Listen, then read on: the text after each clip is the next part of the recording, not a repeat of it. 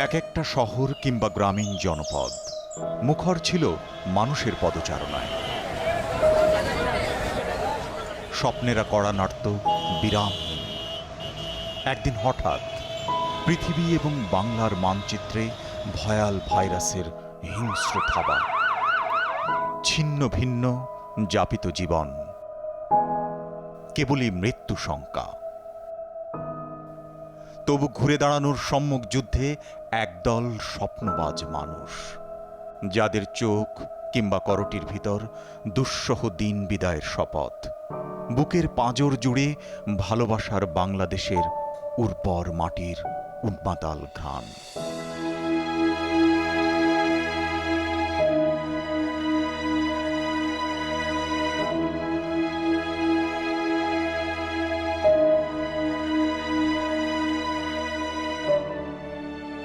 যুদ্ধ আসলে, পরিস্থিতি খারাপ হলে, দুর্যোগ আসলে সবাই কিন্তু সবার কাজে সহযোগিতার হাত বাড়িয়ে দেয়, এটা আমাদের বিশ্বাস। এবং করোনাকালীন সময়টা অনেকটা যুদ্ধকালীন অবস্থার মতো চলছে। তো আমাদের শুধু আমরা না, বিভিন্ন প্রশাসন, ডাক্তার, প্রকৌশলী, যিনি খেটে খাওয়া মানুষ, তারপর লেখক, সাংবাদিক, ব্যাংকার, সবাই কিন্তু সবার জায়গা থেকে সবাইকে সহযোগিতা করছে।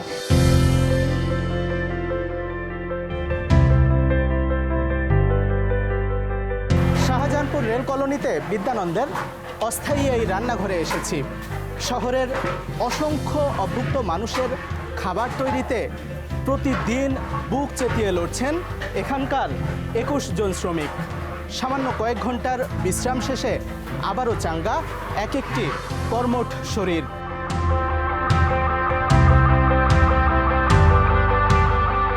বিদ্যানন্দের নামটা খুব মজার, বিদ্যা যোগ আনন্দ। আনন্দের সাথে পড়ালেখা করানোর জন্য যদিও বিদ্যানন্দের যাত্রা শুরু, এখন কিন্তু আমাদের সেই শুধু পড়ালেখার পরিসরে আমরা আটকে নেই। বাংলাদেশের যে কোনো মানবিক সহায়তার জন্য আমরা দাঁড়াই থাকি। বাংলাদেশের যে কোনো ক্রুশিয়াল মোমেন্টে বিদ্যানন্দ গিয়ে দাঁড়ায়।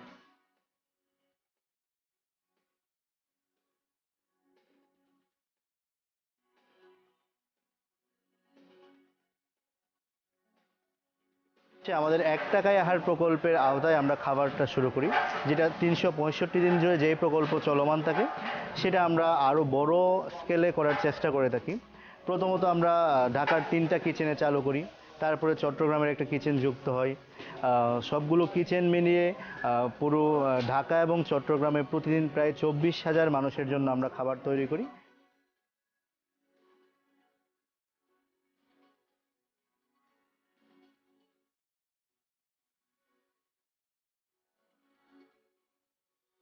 এই পর্যন্ত হচ্ছে শাহজাহানপুর এই কিচেনটা আমার দায়িত্বে আছে।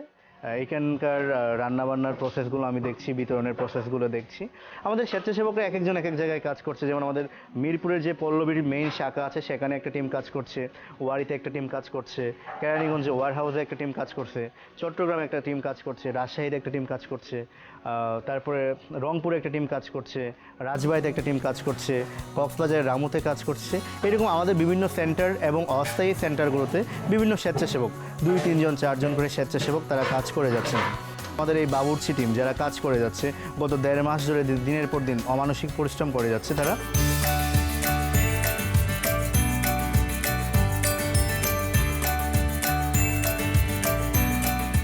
এই কষ্টটুকু করতেছি খালি আমরা কোথাও পয়সার বিনিময় না, কেন আমরা করতে পারি না, আমাকে পয়সা করি নাই, আমরা নিজের শকিরতে কামাই দিয়া মামার আমাকে আনছে, আমরা এই জন্যে গরিবের জন্যে কাজ করি। এই যে কয় বিস্ত এইটাই বড় বিস্ত। এই দূর সময়, এই বিপদের সময় যদি একটা মানুষের উপকার করা যায়, আল্লাহ পাক রব্বিল আলামিন নিজে খুশি হয়। এখন করোনা ভাইরাসকে খাবার পাচ্ছে না, সন্তুষ্ট আশা করি আমরাও খুশি, ইনশাল্লাহ যারা খাবারটা খাচ্ছে তারাও খুশি। এইসব সেহরি এবং ইফতারগুলো আমাদের স্বেচ্ছাসেবী টিম বিতরণ করে, সাথে অন্যান্য স্বেচ্ছাসেবী টিম আমাদের সাথে যোগ দেয়।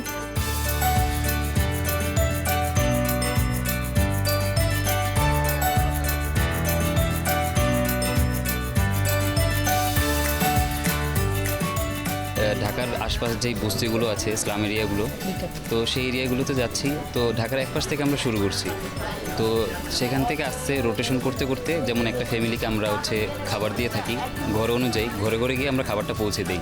তো আশা করি আমরা আরও শেষ পর্যন্ত কার্যক্রম যতদিন চলতে পারে আমরা আপনার ধারাবাহিকভাবে এই বিতরণ কার্যক্রম চালিয়ে যেতে পারবো।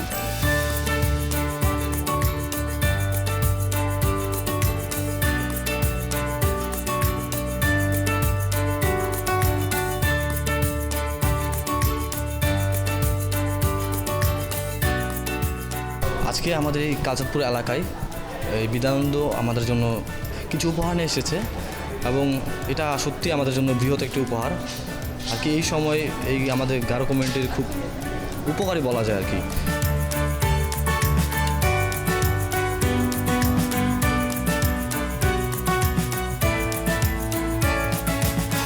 তাছাড়াও আমরা প্রায় 3 লক্ষ পরিবারের জন্য শুকনো খাবার বিতরণের কাজ করছি, যেখানে সাহায্য করছে বাংলাদেশ সেনাবাহিনী, বাংলাদেশ নৌবাহিনী, বিজিবি এবং কোস্টগার্ড, সাথে অন্যান্য স্বেচ্ছাসেবী টিমরা রয়েছে।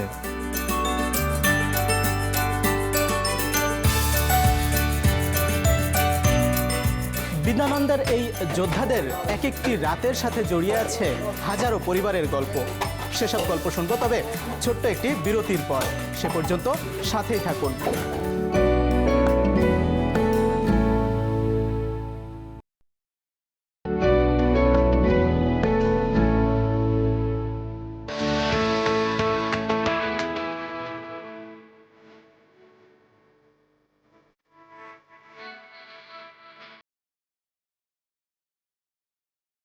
এবার এসেছি কেরানীগঞ্জে বিদ্যানন্দের ওয়্যার হাউসে। এখানে থরে থরে সাজানো শুকনো খাবার আর ঈদ উপহার।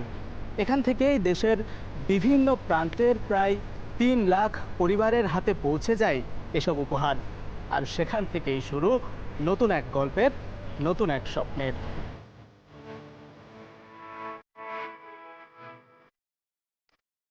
শুকনো খাবার ডিস্ট্রিবিউশনটা আমরা জোন ভিত্তিতে ভাগ করে নিয়েছি। ঢাকা থেকে ঢাকার জোন এই অঞ্চলটা পুরোটা কাভার করতেছি, চট্টগ্রাম থেকে চট্টগ্রাম, কক্সবাজার, বান্দরবন পাহাড়ি জোনটা কাভার করতেছে, রংপুর থেকে উত্তরবঙ্গের একটা জোন, রংপুর, রাজশাহী, ওই 2টা জোন থেকে ওই দিকটা কাভার করা হচ্ছে। আসলে বেসিক্যালি এই 4টা জোন থেকে আমাদের শুকনো খাবারের যে ডিস্ট্রিবিউশনটা ওইটা আসলে পরিচালনা করতে হচ্ছে।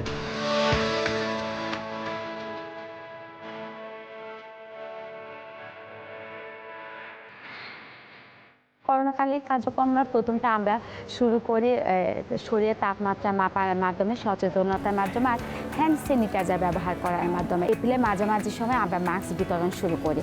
এরপরে আমরা পিপি তৈরি করেছি আমাদের বাসন্তী গার্মেন্টসে, কিন্তু আমরা মোটামুটি 300 মতো পিপি করে অন্যান্য কারখানার মাধ্যমে আরও 1000 পিপি আমরা ডোনেশন হিসেবে পেয়েছিলাম। মোটামুটি 5000 মতো পিপি আমরা বিতরণ করি। শিক্ষা নিয়ে আমরা অনেক ধরনের কাজ করি। শিক্ষার ভিতরে আমাদের স্কুল আছে, তারপরে আমাদের ফ্রি কোচিং আছে। বিভিন্ন ভার্সিটিতে ভর্তি হতে পারেন না, তাদের ভর্তির সাপোর্টটা আমরা দিই, ভর্তি করানোর। প্লাস ভর্তির পরে যদি কারো আর্থিক সক্ষমতা না থাকে, তো সেক্ষেত্রে আমরা বিভিন্ন ভার্সিটিতে যারা পড়েন তাদেরকে আমরা শিক্ষাবৃত্তিও দিয়ে থাকি। 100 টাকা চিকিৎসার আন্ডারে আমরা 25,000 মানুষকে মোটামুটি চিকিৎসা প্রদান করেছে। সেখানে আমরা সাধারণত প্রাথমিক চিকিৎসা, সেটাতে আমরা 3 দিনের ওষুধ দিয়ে থাকি তাদেরকে। এছাড়া আছে আমাদের 1 টাকা দুধ প্রকল্প, যাতে প্রসূতি মায়েদের আমরা কি করেছি, দুধ, ডিম, ভালো ডায়েট সমৃদ্ধ খাবার তাদেরকে আমরা দিই। 1 টাকা আহারের গল্প তো আমাদের সবথেকে জনপ্রিয় প্রজেক্টটা হচ্ছে 1 টাকা আহার। আর যে বাচ্চাটা খাবার খেতে পারে তাদের থেকে শুরু করে আপনার 12 বছর বয়স পর্যন্ত খাবার দেই এবং বৃদ্ধাদের খাবার দিচ্ছি। 1 টাকা আহারে ঈদের একটা ইভেন্ট থাকে। ঈদে আমরা চেষ্টা করি যারা সুবিধাবঞ্চিত আছে তাদের কাছে ভালো মানের খাবারটা পৌঁছে দেওয়া, যারা ছিন্নমূল শিশুরা আছেন তাদের কাছে। আর নারীদের ক্ষেত্রে আমরা আমাদের একটা প্রজেক্ট আছে, বাসন্তী প্রজেক্ট। বাসন্তী প্রজেক্টটা সম্পূর্ণ হচ্ছে মেয়েদের একটা রাজ্য। এখানে সুবিধাও পাচ্ছেন মেয়েরা, এবং এর পিছনে যারা কাজ করছেন বা এটা যারা তত্ত্বাবধানে আছেন বা যারা কাজ করছেন, এবং প্রত্যেকেই মেয়ে। তারপর বাসন্তী প্যাড আছেন, 5 টাকার বিনিময়ে আমরা বাসন্তী প্যাডটা আর কি বিতরণ করছি, স্যানিটারি ন্যাপকিন যেটা। আমাদের গুরুত্বপূর্ণ একটা কার্যক্রম হচ্ছে বাসন্তী নিবাস। অনেক মেয়েরা আছে যারা শুধু থাকতে পারে না বিদায় ইউনিভার্সিটিতে পরীক্ষা দিতে পারে না, প্রতিদিন 71 টাকা দিয়ে তারা কি করতে থাকার সুযোগ আছে।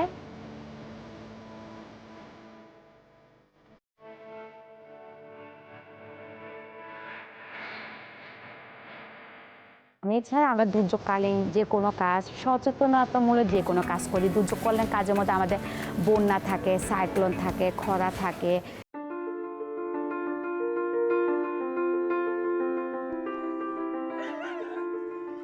মানুষের জন্য তো খাবার পৌঁছে দিচ্ছি, তারপর দেখলাম যে এখন দোকান বন্ধ, হোটেল বন্ধ, সব কিছু বন্ধ।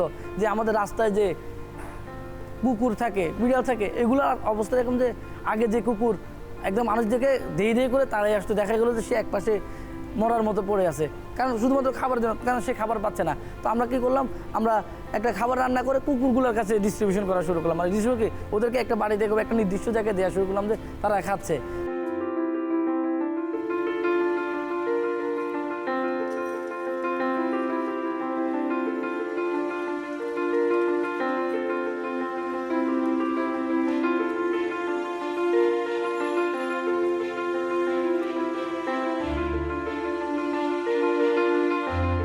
প্রান্ত, সেটা হোক কুকুর, বিড়াল, উচ্ছিষ্ট কিছু খাবার থাকে, এটা আপনি ওদের জন্য দেন। ডাস্টবিনে ফেলে দিচ্ছে, পচে যাচ্ছে, চলে যাচ্ছে। তো আমরা খাবারটা হয়তো বাসার ছাদে দিয়ে দিলাম, ছাদে দেখলাম পাখিগুলো এসে খেতে পারলো।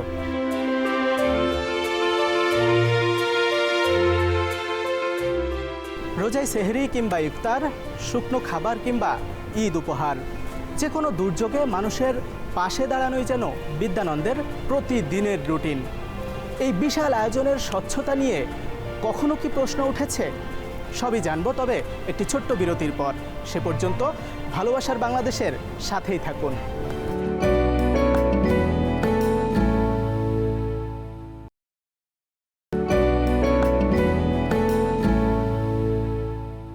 আবারও স্বাগত ভালোবাসার বাংলাদেশে। এবার জানবো বিরতির আগে রেখে যাওয়া সেসব প্রশ্নের উত্তর।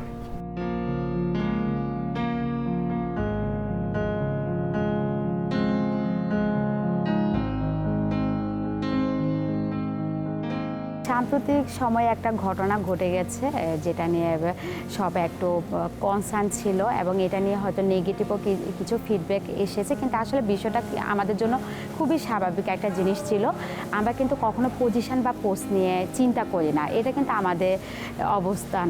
আমাদের চেয়ারম্যান যেহেতু পদত্যাগ পত্র দিয়েছে, যদি আমরা এটা রিসিভ করি না, তার কথা ছিল আসলে কি সে যদি না এখানে থাকে, কন্টিনিউ থাকে, তাহলে নতুন নেতৃত্ব কিন্তু গড়ে উঠবে না।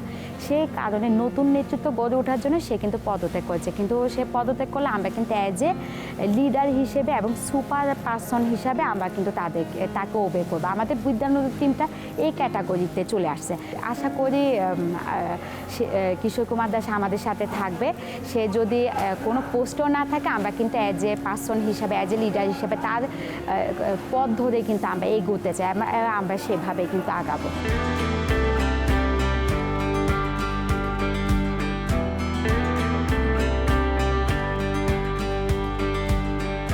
2013 সাল অগাস্ট মাস, তখন অগাস্টের সময় কিশোরের সাথে আমার কথা হয়েছিল। কিশোর যেটা জিজ্ঞেস করলো, তার একটা স্বপ্ন আছে, তো আমার এরকম কি কোনো স্বপ্ন আছে কিনা, কারণ আমি তখন এনজিওতে জব করতাম। তো তারও যেহেতু একটা চিন্তা আছে, আমার চিন্তাটা যদি তার সাথে মিলে যায়, তাহলে হয়তো আমরা নতুন কিছু একটা যাত্রা শুরু করবো। আমি যেটা বললাম, আমাদের দেশের শিক্ষার অবস্থা আসলে খুবই খারাপ, আমি শিক্ষা নিয়ে কাজ করতে চাই। বিদ্যানন্দ নামটা হয়তো জিজ্ঞেস করবেন কিভাবে আসলো, আমাদেরই একজন স্বেচ্ছাসেবক দিয়েছে যে ওকে আমরা যেহেতু আনন্দের সাথে বিদ্যাটা দিব, কনভেনশনাল পড়াশোনাটা আমরা করাই না, যে বাচ্চারা যেন একটু মজা পায়, একটু পড়াটা মনে থাকে, ওটার জন্য তখন বললো ঠিক আছে বিদ্যাটা আনন্দের সাথে হোক, এই থেকে বিদ্যানন্দ।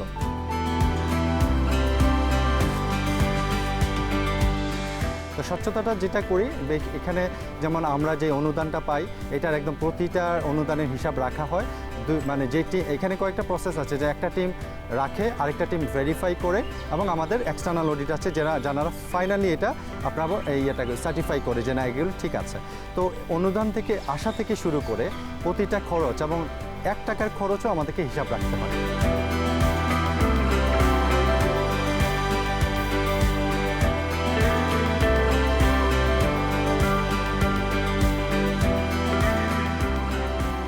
মানে তো খুশি, তো ঈদ খুশি সে নিজের জন্য হোক বা অন্যের জন্য হোক। তো বিদ্যানন্দের স্বেচ্ছাসেবকদের আনন্দ মূলত অন্যের আনন্দ দেখে। পরিবারের সাথে তো সবসময় আমি ঈদ করি, এই এক ঈদ আমি এই জনগণের সাথে করলাম। সবসময় তো পরিবারের সাথে ঈদ কাটাই বা বন্ধু বান্ধবের সাথে, এবার মনে হচ্ছে যে আমি আমার অনেক বড় একটা পরিসর জুড়ে আমার আত্মীয় স্বজনকে নিয়ে ঈদ কাটাচ্ছি। অনেকগুলো মানুষকে পুরো রমজান জুড়ে খাবার পৌঁছে দিতে পেরেছি, যাদের মুখে হাসি দেখেছি আমি, অনেকের মুখে আনন্দ দেখেছি। তারা বলেছেন যে এই প্রথম কেউ তাদের ঘরে পৌঁছেছে খাবার নিয়ে, রান্না করা খাবার নিয়ে। তো তারা সবাই এত সন্তুষ্ট ছিলেন। তো আসলে আমরা এত ক্লান্তি থাকার পরেও প্রতিদিন আমরা তারপর দিন আবার শক্তি ফিরে পেতাম তাদের মুখে হাসি ফোটানোর জন্য। আমাদের বিদ্যানন্দের স্বেচ্ছাসেবকদের খুশিটা এখানটায়, মানে ছিন্নমূল মানুষের জন্য কিছু করার ভিতরেই আমরা ঈদের খুশিটা পাই। যে আমরা যে প্রত্যন্ত অঞ্চলে সুন্দরবন, হাতিয়া, তারপর বিভিন্ন চরে, যে প্রত্যন্ত অঞ্চলে আমরা আগে কখনো যাইনি, এবার ওইসব জায়গায় আমাদের ত্রাণ পৌঁছেছে বা বাংলাদেশের জনগণের উপহার পৌঁছে গেছে। আমরা যে একটা ভালোবাসার বাংলাদেশ তৈরি করতে চাই, মানবিক বাংলাদেশ তৈরি করতে চাই, এটাই মূলত আমাদের একটা প্রসেস, যে নিজে অল্প ভালো থেকে বা কম ভালো থেকে বা ভালো না থেকে অন্য মানুষের ভালো থাকাকে টিকিয়ে রাখা।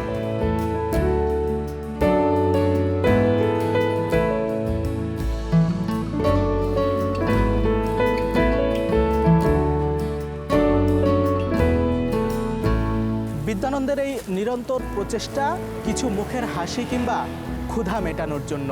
এখানে থেমে যাওয়ার কথা জানে না কেউ, তারা কেবল জানে ভালোবাসার বাংলাদেশের জন্য বিরামহীন ছুটে চলা। বিদ্যানন্দ ফাউন্ডেশনে আসলে ধর্ম বলে কোনো অপশান নাই, হিন্দু মুসলিম কোনো ইস্যু নাই। সবাই কিন্তু পরস্পরের সাথে হাত মিলিয়ে কাজ করে, আমাদেরকে সবাইকে সহযোগিতা করছে এবং মানব সেবাই হচ্ছে আমাদের ধর্ম। আমরা সেভাবেই কিন্তু কাজ করতে চাই।